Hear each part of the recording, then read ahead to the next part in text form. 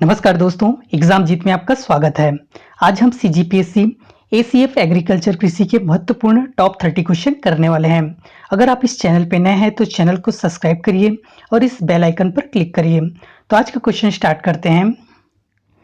तो पहला क्वेश्चन है, एग्रोनॉमी कृषि की एक शाखा है जो किससे संबंधित है। तो पहला ऑप्शन दिया है फसल के पौधों की प्रजनन से, ऑप्शन दूसरा दिया है क्षेत्र प्रबंधन के सिद्धांत से, ऑप्शन तीसरा दिया है फसल उत्पादन के सिद्धांत और अभ्यास से, और चौथा ऑप्शन दिया है रोगों और कीटों से फसलों की सुरक्षा। तो इनका सही आंसर हो जाएगा ऑप्शन तीसरा, फसल उत्पादन के सिद्धांत और अभ्यास जो है एग्रोनॉमी कृषि की एक शाखा है। अगला क्वेश्चन है, तो नेक्स्ट क्वेश्चन आपको दिया है जैद के मौसम में उगाई जाने वाली फसल है। तो इनमें से कौन जो है जैद के मौसम में उगाई जाने वाली फसल है।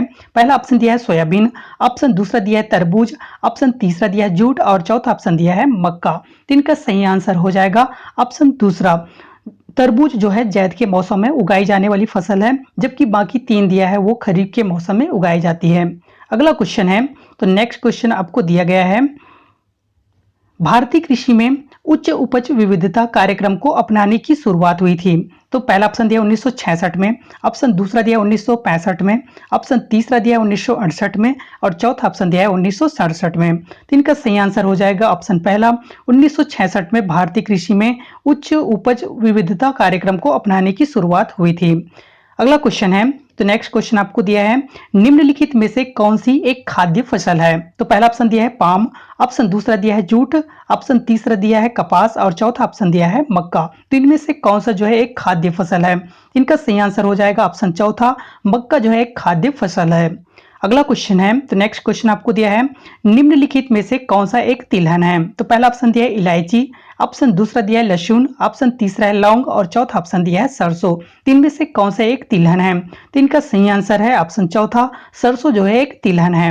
अगला क्वेश्चन है, तो नेक्स्ट क्वेश्चन आपको दिया है निम्नलिखित में से कौन कृषि उत्पाद नहीं है। तो इनमें से कौन जो है कृषि उत्पाद नहीं है। पहला ऑप्शन दिया है फिटकरी, ऑप्शन दूसरा दिया है कपास, तीसरा ऑप्शन दिया है जूट और चौथा ऑप्शन दिया है चावल। तो इनका सही आंसर हो जाएगा ऑप्शन पहला, फिटकरी जो है एक कृषि उत्पाद नहीं है। अगला क्वेश्चन है, तो नेक्स्ट क्वेश्चन आपको दिया है वह रसायन जिसे कण को नियंत्रित करने के लिए प्रयोग किया जाता है उसे क्या कहा जाता है। तो पहला ऑप्शन दिया है फंगीसाइड्स, ऑप्शन दूसरा दिया है मेमाटिसाइड्स, ऑप्शन तीसरा दिया है एसारिसाइड्स और चौथा ऑप्शन दिया है इंसेक्टिसाइड्स। तो इनका सही आंसर हो जाएगा ऑप्शन दूसरा, मेमाटिसाइड्स कहा जाता है वह रसायन होता है जिसे कण को नियंत्रित करने के लिए प्रयोग किया जाता है।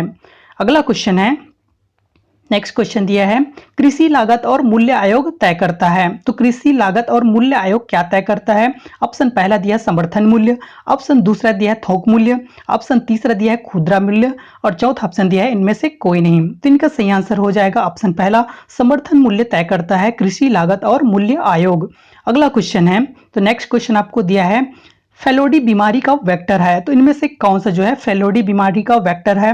पहला ऑप्शन दिया है थ्रिप्स, ऑप्शन दूसरा दिया है माइट, ऑप्शन तीसरा है सफेद मक्खी और चौथा ऑप्शन दिया है नन ऑफ दिस एबव। इनमें से कोई नहीं। तो फेलोडी बीमारी का वेक्टर जो है थ्रिप्स है, पहला ऑप्शन इसका सही हो जाएगा। अगला क्वेश्चन है, तो नेक्स्ट क्वेश्चन आपको दिया है पपीते की ग्यानोडियोसिस किस्म का उत्पादन है। पहला ऑप्शन दिया है केवल नर पौधे, ऑप्शन दूसरा दिया है मादा और हर्मेफ्रोडाइट्स, ऑप्शन तीसरा दिया है नर और हर्मेफ्रोडाइट्स और चौथा ऑप्शन दिया है केवल मादा पौधे। तो इनका सही आंसर हो जाएगा ऑप्शन चौथा, केवल मादा पौधे जो है पपीते की ग्यानोडियोसिस किस्म है।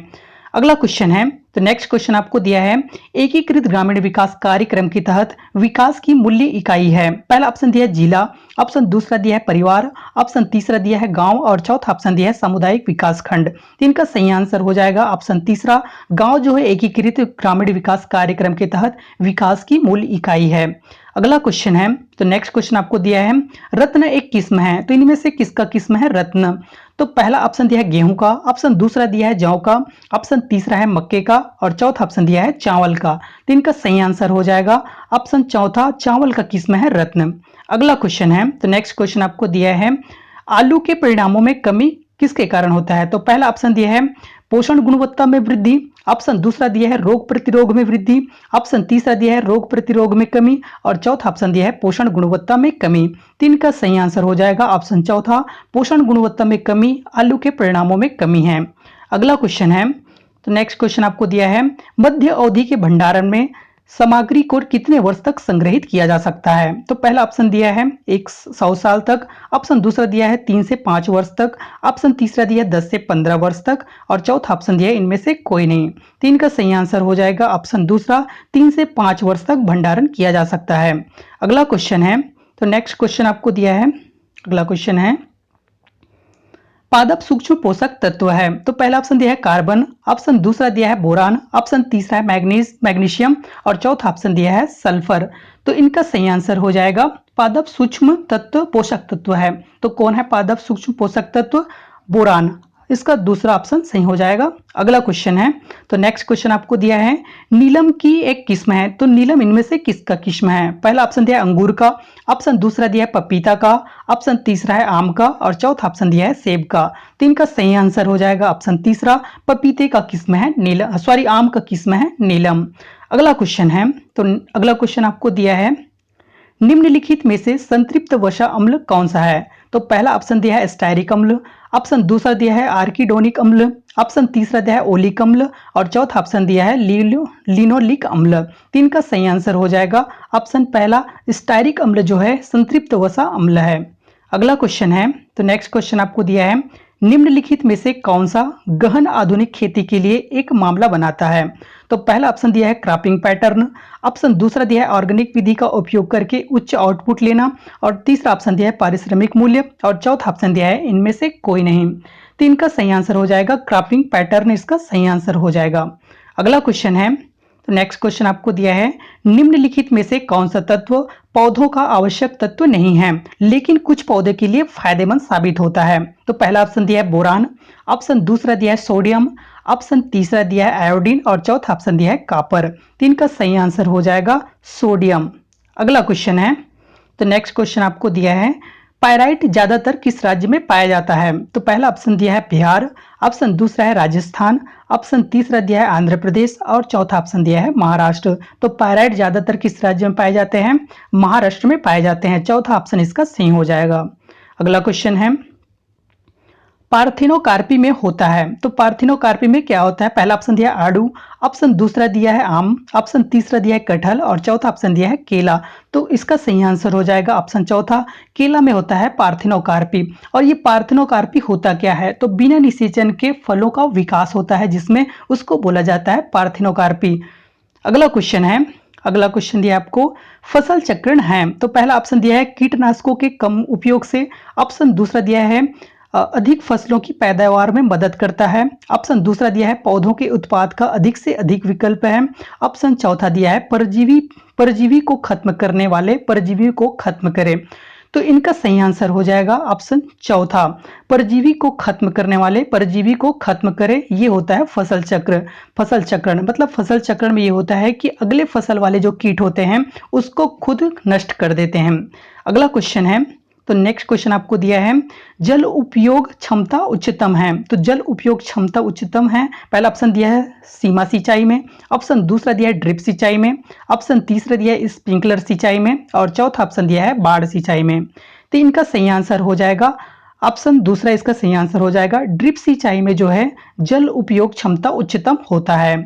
अगला क्वेश्चन है, तो नेक्स्ट क्वेश्चन आपको दिया है निम्नलिखित में से कौन सा पौधा परिवार एनाकार्डी एसी से संबंधित है? तो पहला ऑप्शन दिया है पपीता, ऑप्शन दूसरा दिया है नारंगी, ऑप्शन तीसरा दिया है काजू और चौथा ऑप्शन दिया है इनमें से कोई नहीं। तो इनका सही आंसर हो जाएगा ऑप्शन तीसरा, काजू जो है एनाकार्डिएसी से संबंधित है। अगला क्वेश्चन है, अगला क्वेश्चन दिया है एक ही प्रजाति की दो अलग अलग नस्लों के संभोग से पैदा होने वाले जानवरों को कहा जाता है। तो पहला ऑप्शन दिया है मिश्रित नस्ल, ऑप्शन दूसरा दिया है क्रॉस नस्ल, ऑप्शन तीसरा दिया है विदेशी नस्ल और चौथा ऑप्शन दिया है शुद्ध नस्ल। इनका सही आंसर हो जाएगा ऑप्शन दूसरा, क्रॉस नस्ल कहा जाता है। अगला क्वेश्चन है, तो नेक्स्ट क्वेश्चन आपको दिया है डेयरी फार्म में दूध उत्पादन की रिकॉर्डिंग मुख्य रूप से की जाती है। तो पहला ऑप्शन दिया है अच्छे उत्पादक का चयन करने के लिए, ऑप्शन दूसरा दिया है दूध के उत्पादन में वृद्धि, ऑप्शन तीसरा दिया है दूध की गुणवत्ता सुनिश्चित करने के लिए और चौथा ऑप्शन दिया है दूध की त्वरित बिक्री करने के लिए। तो इनका सही आंसर हो जाएगा ऑप्शन पहला, इसका सही आंसर हो जाएगा अच्छे उत्पादन का चयन करने के लिए डेयरी फार्म में दूध उत्पादन की रिकॉर्डिंग मुख्य रूप से किया जाता है।